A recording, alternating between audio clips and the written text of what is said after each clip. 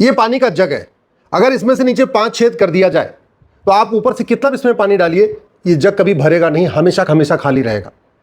भारत के सरकारी खजाने का यही हाल है। नीचे से इसमें 3-4 छेद हो रखे हैं, घूसखोरी का छेद है, कमीशन खोरी का छेद है, अलग अलग छेद इसमें पड़े हुए, और ऊपर से वैट वाली बाल्टी डाली जा रही है, टीडीएस की बाल्टी डाली जा रही है, इनकम टैक्स की बाल्टी डाली जा रही है, जीएसटी की बाल्टी डाली जा रही है। बाल्टी भर भर के पानी डाल रहे हैं, लेकिन फिर भी ये जग भर नहीं रहा है, सरकारी खजाना भर नहीं रहा है। क्यों? क्योंकि छेद तो बंद ही नहीं किया जा रहा है। सच्चाई है कि जब भारत की जीडीपी 40% थी, आचार्य चाणक्य के समय में, जो चंद्रगुप्त यहाँ राज किया करते थे, उस समय ना इनकम टैक्स था, ना टोल टैक्स था, ना रोड टैक्स था, ना वैट था, ना टीडीएस था, simple one nation one tax था। और आज भी दुनिया के कई देशों में इनकम टैक्स नहीं है, आप खुद भी गूगल कर लीजिएगा, दुनिया के कई देशों में इनकम टैक्स नहीं है, और वो हमसे ज्यादा डेवलप्ड है, हमसे ज्यादा विकसित है। हमने इनकम टैक्स का पूरा बर्डन डाल रखा है मिडिल क्लास के ऊपर, इसके बावजूद भी खजाना भर नहीं रहा है। क्यों? क्योंकि छेद नीचे से हमने बंद नहीं किए ना। मेरा ये मानना है कि भारत में इनकम टैक्स को 100% खत्म किया जा सकता है, कोई जरूरत नहीं। टोल टैक्स 100% हटाया जा सकता है, रोड टैक्स 100% हटाया जा सकता है, वैट और टीडीएस हटाया जा सकता है, और जीएसटी भी हटाया जा सकता है। आप सोच रहे होंगे जब सारे टैक्स खत्म हो जाएंगे तो देश चलेगा कैसे? अच्छा देश चलेगा, अब से ज्यादा बढ़िया देश चलेगा। हमारे देश में 130 करोड़ आधार बन चुका है, 250 करोड़ बैंक खाते खुल चुके हैं, 55 करोड़ जनधन खाता है, गरीब से गरीब बैंक से जुड़ा हुआ है। सरकार कह रही है कि 80% लोग पर डे 100 रुपए से कम खर्च करते हैं। 83 करोड़ लोगों को तो मुफ्त में राशन देना पड़ रहा है। क्यों? क्योंकि गरीबी रेखा के नीचे है। तो 80 करोड़ क्या, बल्कि 83 करोड़ लोग पर डे 100 रुपए से कम खर्च करते हैं। जो 100 रुपए से ज्यादा खर्च करते हैं उनके पास एटीएम, पेटीएम, भीम, UPI, debit card, credit card सब कुछ। इसका मतलब उनको 100 रुपए से बड़ी नोट की जरूरत नहीं है। 130 करोड़ आधार है, 250 करोड़ बैंक खाते हैं, 55 करोड़ जनधन खाता है। जनधन खाता केवल गरीबों का खुलता है जिनकी एनुअल इनकम 50,000 से कम होती है साल की। किसान भी जुड़े हुए हैं, उनको किसान सम्मान निधि आ रही है। आदिवासी भी बैंक से जुड़े हुए हैं, उनको सीधे केंद्र सरकार की योजनाओं, केंद्र सरकार सीधे पैसा आ रहा है। अब कोई ये नहीं कह सकता कि मुझे बैंक जाता नहीं है, मेरे पास बैंक खाता नहीं। ये बहुत पुरानी बातें हो गई। यानी 5,000 रुपये से महंगे सामान का कैश लेन देन भी बंद किया जाता है।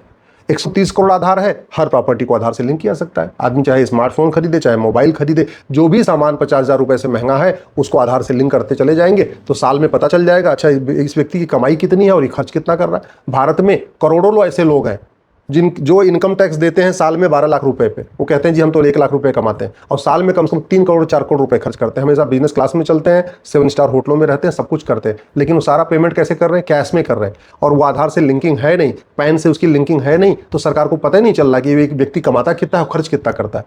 तो एक तरफ टैक्स का बर्डन पड़ा हुआ है, व्यापारी परेशान है जीएसटी से, मिडिल क्लास परेशान है इनकम टैक्स से, बेचारे ट्रक ड्राइवर, टूर ट्रेवल वाले परेशान है टोल टैक्स से, सब परेशान है। समाधान इसका है वन नेशन वन टैक्स। सारे टैक्स खत्म कर दिए जाए, केवल एक काम कर दिया जाए, 100 रुपए से बड़ी नोट बंद कर दिया जाए, 5,000 रुपए से महंगे सामान का कैश लेन देन बंद कर दिया जाए, प्रॉपर्टी को आधार से लिंक कर दिया जाए।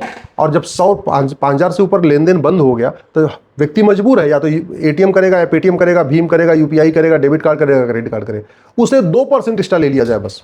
यानी 1,000 का सामान खरीदे तो वो 20 रुपये एक्स्ट्रा दे दे, 10,000 का सामान खरीदे तो 200 रुपये एक्स्ट्रा दे दे, 1 लाख का सामान खरीदे तो 2,000 रुपये एक्स्ट्रा दे दे। अब जब सारे टैक्स खत्म हो गए तो किसी को भी 2% एक्स्ट्रा देने में कोई दिक्कत नहीं, और ये 2% सीधे सीधे सेंट्रल गवर्नमेंट के पास जाएगा। सरकार, सेंट्रल गवर्नमेंट चाहे 2% में से 1% अपने पास रख ले, और जो 1% है उसमें से राज्यों को दे दे, लोकल बॉडीज को दे दे, जो नीचे की ग्राम पंचायतें होती हैं उन सबको भी दे दे। वो बंटवारा कर सकता है, 2% से आएगा।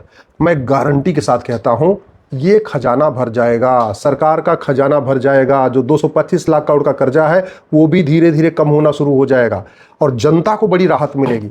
सरकार की आय दुगनी हो जाएगी। हाँ, कुछ लोग बेरोजगार हो जाएंगे। इनकम टैक्स जो डिपार्टमेंट चल रहा है, स्वाभाविक सी बात है, उनको वीआरएस देकर उनसे नमस्ते करना पड़ेगा, छुट्टी करना पड़ेगा।